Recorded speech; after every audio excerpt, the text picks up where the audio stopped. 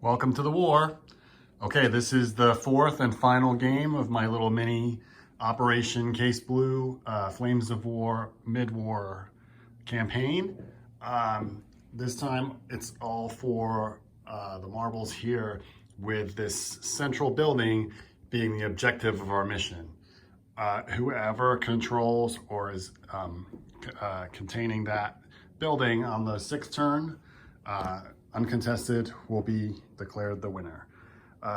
You can see that I've got the terrain here a little more spread out than before.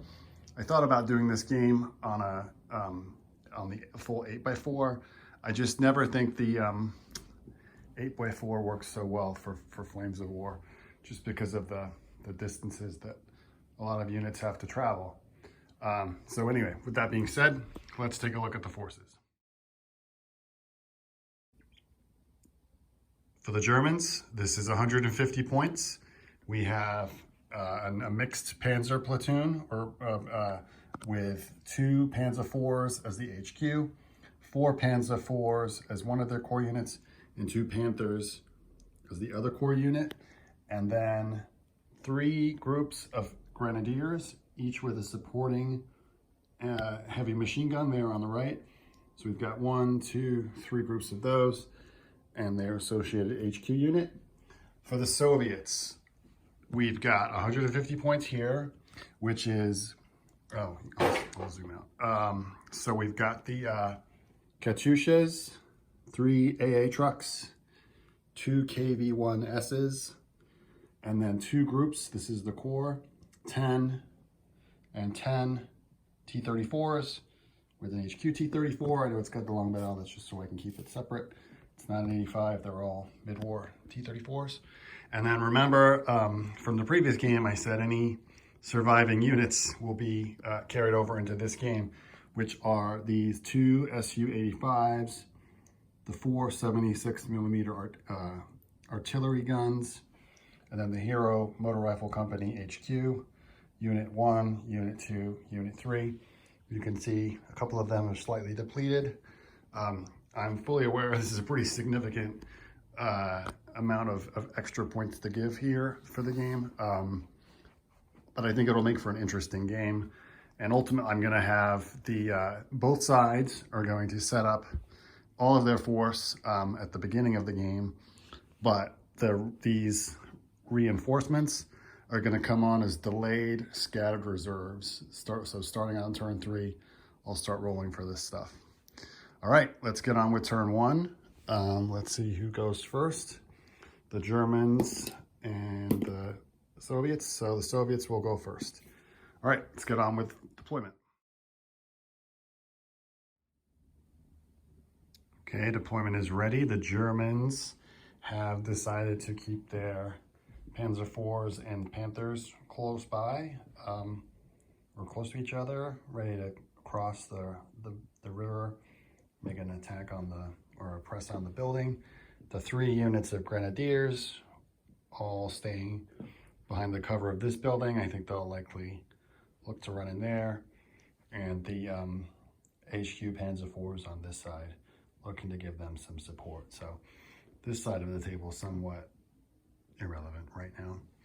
Over here for the Soviets, on their right flank, they've got their HQ tank, HQ T-34, this blob of T-34s. I hate tanks when they deploy like this in Flames of War, but it's somewhat unavoidable in this game. And the 2 KV-1Ss here, 3 gun trucks, hoping to probably pick off some infantry. The Katyushas taking up their position on the hill, giving them a good line of sight, and then the other parking lot right here. If I was probably playing in a tournament or something, I'd probably put this over here and just completely swamp that building, but there's no fun in that. So we'll see if they can do some interesting maneuvers here. And as I said, Soviets got the first turn, so let's see what they do. First turn for the Soviets, fairly unsubtle. These T-34s pushed ahead, so did the other T-34s with the KV-1Ss in advance, the 3 machine gun A trucks also moved up a little more cautiously. HQ tank taking cover behind the building from over there. The only firing was the Katyushas, who were able to range in on the leftmost infantry over there, causing a pin. So now we'll see what happens in the German first turn. A cautious opening turn for the Germans. The Panzer HQ seeking cover behind the building. This unit was not able to unpin from the Katyusha barrage.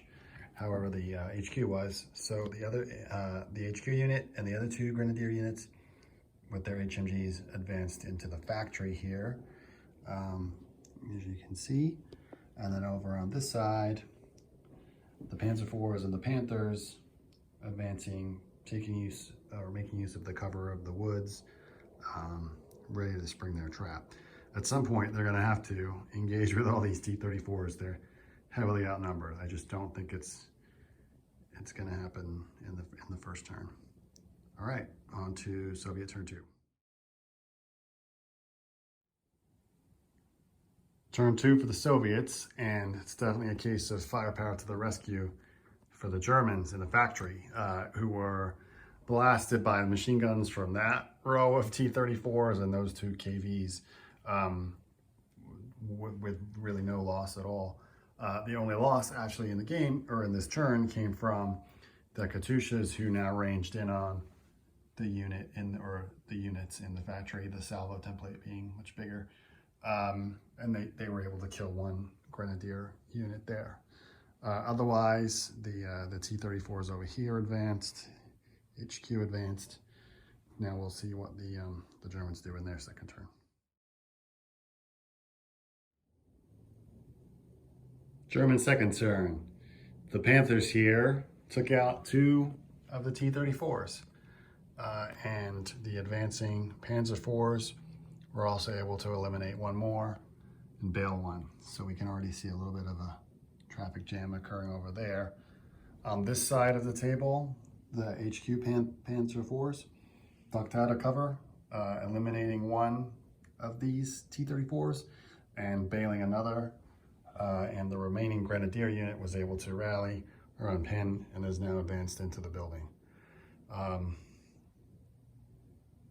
That's pretty much it for the Germans. Now over to turn 3. Let's see if any of these reserves show up for the Soviets.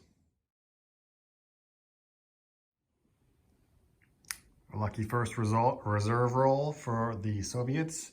They got some of their Su-85s to come on, taking shots at range at the Panzer IVs, although they did miss. Similarly, over here, these T-34s advanced or got closer to this group of Panzer IVs, unable to inflict any damage though. Not that the side armor really matters, but they're exposed now to the Panthers as well. Not looking good there. The only real benefit was these T-34s were able to take out the two I see over here.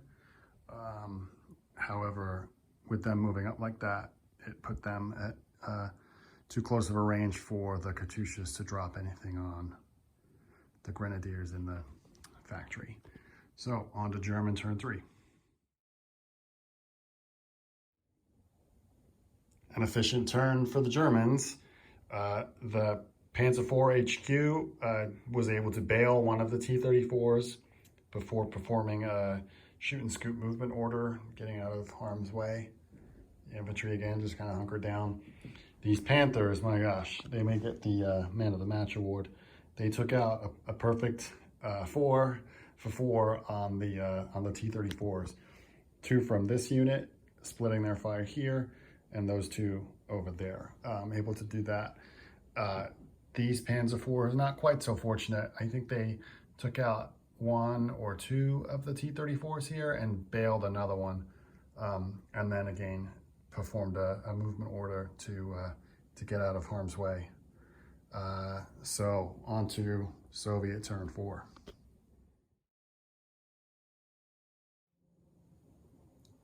Fourth turn for the Soviets. My gosh, these Katyushas rained down a salvo on the infantry all stacked up in this factory, causing 2 casualties on each of the 3 units that were in there. Over here, the T-34s kind of reversed, getting out of the danger close range there, and they poured in their machine gun fire, as did the KV-1Ss, really to no effect. Over here, these T-34s also proved, or the remaining operational tank there on the front wasn't able to do anything against the Panzer IVs. However, the Su-85s were at range, scoring 2 pretty lucky kills or destroyed tanks on the Panzer IVs here. So still operational, no need for any, or still in good spirits, I should say. No need for any morale checks yet, or last stand checks, but it's getting close, and we'll see what the Germans can do in response. Quick 4th turn for the Germans. These 2 Panzer IVs bogged down in the, or failed their cross checks trying to get through the woods. However, they do have concealment on their side over here against the Su-85s. The 2 Panthers, caused 2 bails on the KVs. Infantry didn't do anything, and the cheeky little Panzer commander ducked out again, but unable to hit the T-34s at range. On to Soviet turn 5. Soviet 5th turn. The Su-85s were able to eliminate 1 Panzer IV and bail the other one. Over here, the operational KV-1S ducked behind the building here. The Katyushas continue to pour down rockets onto the infantry in this factory, removing 1 stand from each unit. They are all pinned, I didn't mark that. And then over here, the T-34s there were able to bail the HQ tank.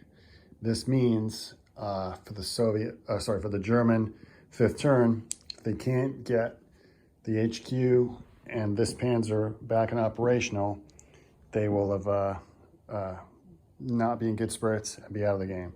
I'll roll those here. This tank requires a 3 to remount. Got the remount. Tank over here requires a 3 to remount. Did not get the remount. So he is, let's check here. Is he in? Nope, he failed his good spirits check. So the HQ leaves the game. And then over here, we need to roll a 3 up for them to withstand. They did. So they're still in the game. Let's see what happens now in the remaining part of the German 5th turn.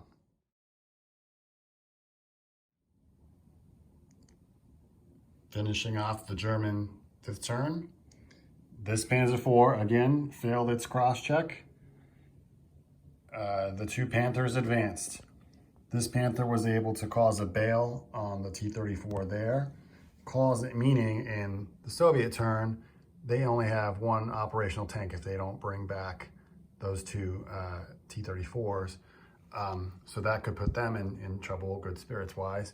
Same thing with this KV. We'll see what happens there. However, they still do have 2. They've got the HQ tank behind the building here, and this relatively healthy T-34 unit here. I did think to try to unpin the Grenadiers and have them rush and at least contain the objective. Fairly desperate measures at this point, but only the furthest unit was able to unpin, and they just wouldn't make it in time. So let's see what the Soviets can do in their 6th turn.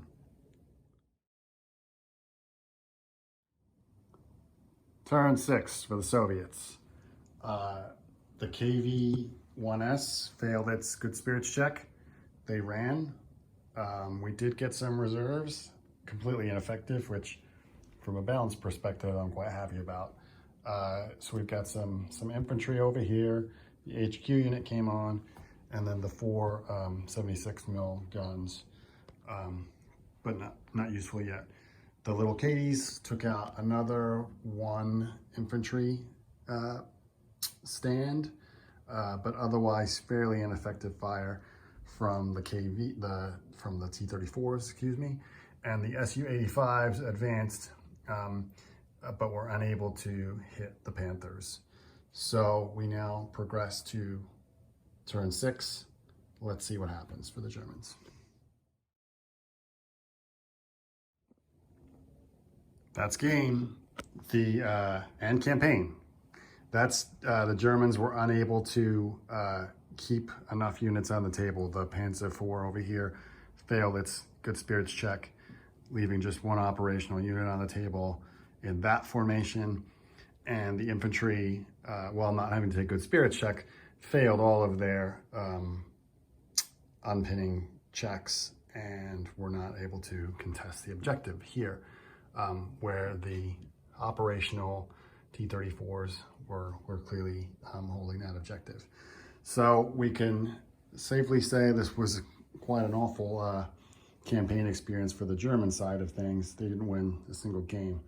I am actually surprised about it. At least for this game, I thought they would have won, or by the halfway point, I really felt they were in control, with the Panthers really kind of reaping a number of units. So we can assume from our little mini campaign here that the Soviets were able to halt the German attack, or the advance on Stalingrad, and they were able to delay that advance, buying the Soviets some valuable time to dig in. So that's the end of the campaign. I'm gonna probably try and play something else or mix things up a little bit with my next battle report or videos that I make. But thanks for watching. Even though it was a little bit of a one-sided set of games, hope it was still fun to watch.